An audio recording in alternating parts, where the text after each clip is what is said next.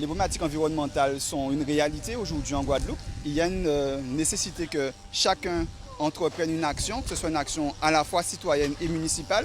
C'est vrai que la ville n'est pas seul acteur avec l'intercommunalité, avec les différents syndicats à agir. Il y a aussi les citoyens. Il est important pour nous d'impliquer les jeunes, mais aussi les adultes, toutes les personnes qui vivent sur le territoire, en tout cas dans le quartier de Marly, pour commencer une démarche d'environnement qui sera la première étape de démarche de projet de quartier. C'est là qu'on habite, c'est là qu'on bloque toute la journée des fois, donc on est là H24, donc faudrait qu'on... Voilà. C'est mieux que ce soit propre et que ce soit nous qui le nettoyons que ce soit quelqu'un d'autre.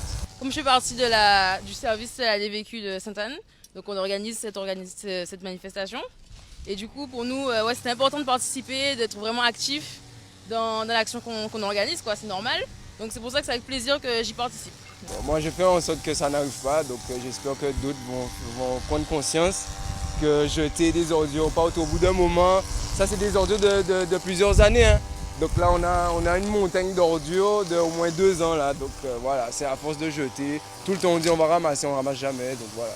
J'ai à cœur d'accompagner les jeunes dans l'insertion et lorsque je suis venue participer à un match de football autour de ce lieu, j'ai constaté qu'il y a énormément de débris et j'ai rencontré les jeunes, j'ai rencontré la population et proche de proximité et je leur ai proposé un nettoyage ensemble pour pouvoir mettre en place un jardin potager de manière à ce que la Marly reste propre et belle. Nous souhaitons mettre un acte symbolique sur ce site qui justement où sont déversées les ordures, donc que nous allons fleurir aujourd'hui et donc je voudrais féliciter donc toute l'équipe du service technique, Monsieur Sita, qui est en train de construire des bacs où on va mettre des fleurs et nous allons donc fleurir cet espace. Donc pour nous c'était super important. La Guadeloupe c'est un pays qui est magnifique, on a une chance extraordinaire, on vit dans des conditions merveilleuses.